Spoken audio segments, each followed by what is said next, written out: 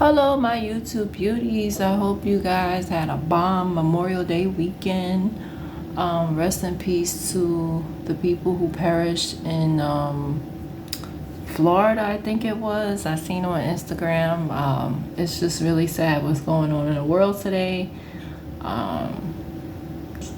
Just really sad. There was a shootout on Hollywood, Florida, on the boardwalk. So I hope, praying for the families that were involved.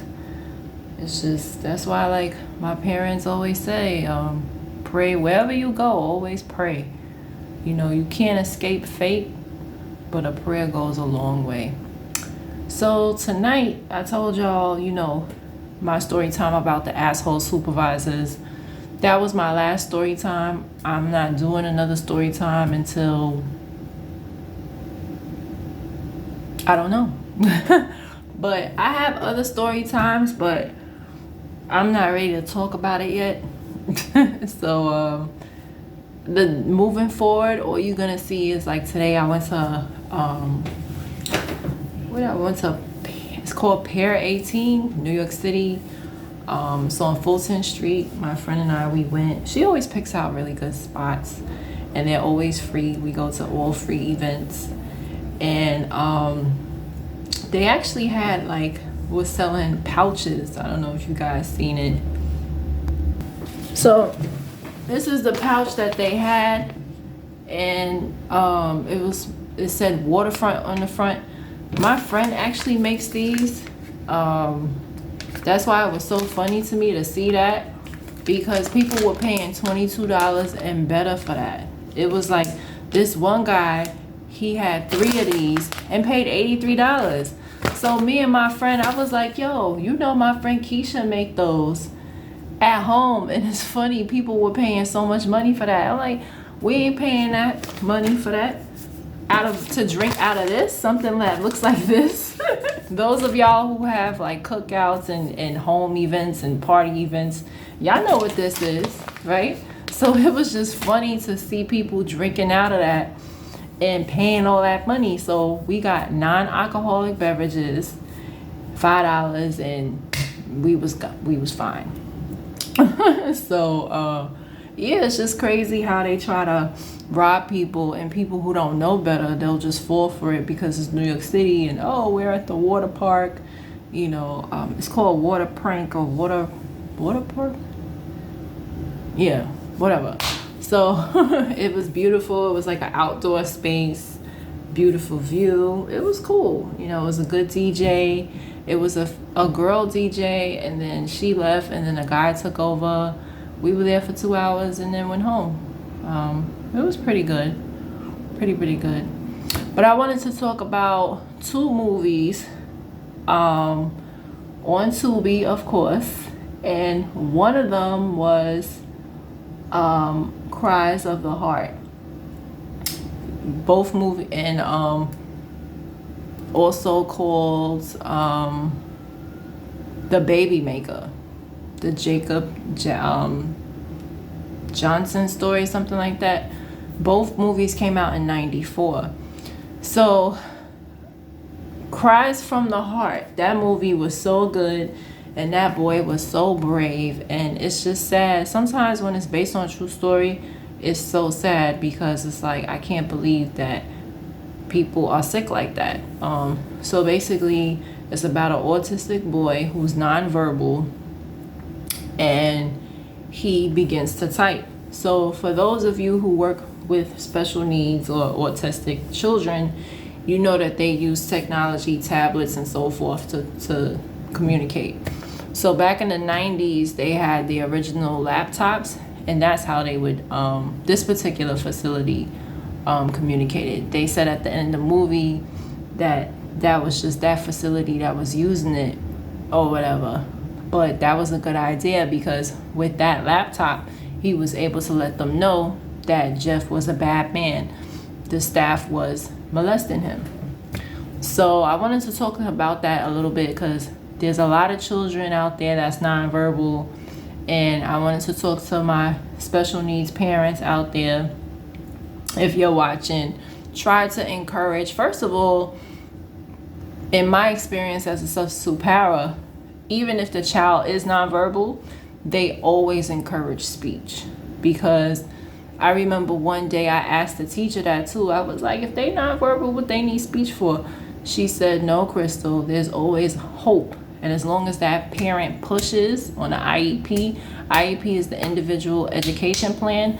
If the parent pushes it, the teacher pushes it, everybody pushes, they can get speech. So that's first of all. Second of all, we have tablets and those devices. So if your child is nonverbal, please push them to communicate with you that way. Try to make them comfortable. In the same way that we teach our children who can talk, we teach them, if somebody touch you, you tell me. Try to teach that to your nonverbal kids too. Nobody taught him that, but Jeff was Michael, the boy's name was Michael. Michael was a very smart boy. And I don't agree with putting a child on a stand, but that's what they did for the testimony.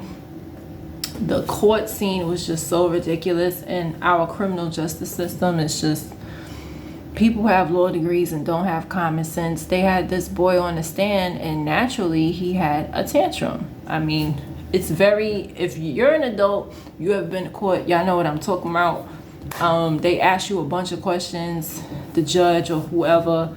For me, I've been to court twice. I've been to family court, and I've been sued for a sofa. I don't know if I told y'all, but yeah, yeah, my father told me, don't pay everything at one time, because that's how they assume that you could just pay everything. And so this is when I got my first apartment. I couldn't afford to pay the whole thing at one time. And I told them, I was like, I could pay y'all in increments. They didn't want that. So they sued me, and I told the judge the truth. And instead of me paying $1,500, I only had to pay half. He's like, how much can you pay? I said, I can pay about $700. He was like, how much a month? $100. And that was it. And they was mad. And I said, that's what y'all get for being greedy. Y'all could have had the whole amount if y'all was patient. But y'all want to take me to court and in front of a judge and all that. But I said all that to say this. Even though it was such, it was a very light case. Like, I didn't need a lawyer or nothing like that. It still was overwhelming. It was a court situation. I was being sued. The judge asked me a bunch of questions. Not too many questions, but you know what I'm saying? And then when I was in family court, I was allowing my son's father to see his son, because him and my father got into it. My father was like, he did not want him up there. This is back when I was living at home. And that was stressful. So just my little experience of court is stressful. So I could only imagine on an autistic child to be in court, and then they asking him a bunch of questions. Then one of my favorite scenes, they decide to do it in another room, which they should have did that in the first place. So they like, oh, what's the name of your sister? Same thing that they be asking adults when they're on the stand, like. And then Michael, he was like, dumb question. It is, and that's the thing that's frustrating about court. They ask you these dumb questions, like the criminal court and stuff like that I've seen on TV. It's like, what does that have to do with the case? Even like with anything, Central Park 5, any court case or anything, any trial, they always go off a tangent. Always, and I feel like they do that on purpose to confuse you. They do that on purpose. So they asking him what's his sister's name. So he's like, dumb question. He typed it, dumb question. So he was a very smart boy. He was very brave, very, very brave, and just so awesome. And I wish him all the best. I don't know him, but he should be a millennial, because the movie came out in '94. He looked like he was playing the part of a 5 or 6 year old. So he should be, maybe in his 40s, if he's still alive, Michael. But but he was a hero. He stood up for himself. He made sure he told a teacher and his mother what was going on. And that's what I wanted to tell my autistic parents of nonverbal children. Like, make sure you keep your eyes open. Make sure them tablets is working, because when your child needs to tell you something, they could write it out, you know, because that's very important, you know. So, but that was a really good movie. Now, the other movie, Baby Maker, that movie was a little bit confusing for the simple fact it was about this doctor. He was an OBGYN and a geneticist. I don't know if I'm saying it right. But he was helping people have babies. And so instead of getting a sperm donor, he was using his own sperm. So I was thinking, like, how is that a crime? Because I gotta watch the movie over, because I feel like if he put it in them while they didn't know, like put his private part in them, then yes, that's rape. But him giving them his sperm, it's weird, but it's just weird that that's illegal. Like, I guess because that's going against the contract, because he went to jail for perjury. So perjury generally is lying. So it's you normally lying in court, or so I thought, you know. So he went to jail for 5 years, and I think that's fair. I think that's because if he didn't, I feel like, and I'm gonna open the comments up, like, if a GYN, if you are trying to have a baby, right, and you're supposed to have a donor, if the doctor puts his sperm in you, is that necessarily a bad thing? Because I know for me, I have a son. I was not artificially inseminated. I had him the natural way. But if I was desperate to have a baby, me personally, I don't care whose sperm it is, because I'm desperate to have a baby, right? As long as it's not like a Jeffrey Dahmer or like a crazy person, I don't care whose sperm it is, because I want a baby, correct? So I feel like it's only wrong if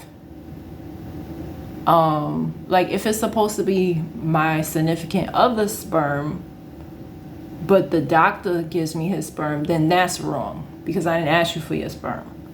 But if it's like supposed to be coming from a stranger anyway, why would it matter if it's the doctor or not?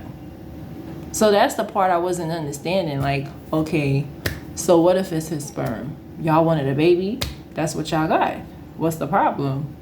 So he went to jail basically for lying or whatever. Now, the part that I feel like he was wrong for is the lady's friend. He told this lady that she was pregnant and she was never pregnant. That's wrong, because a lot of people want children very bad. And to lie to a woman about being pregnant, that's dead wrong. Like, that's very, very wrong. You know, that's very wrong. But I feel like, you know, what y'all think? If a woman wants to be artificially inseminated and her doctor, this is from the 90s now, and if the doctor puts his sperm in her instead of a stranger, is that so wrong to do? Comment below. But yeah, those are the two movies that I saw tonight on Tubi. I love me some Tubi. And I hope you enjoyed your weekend. And those are my thoughts.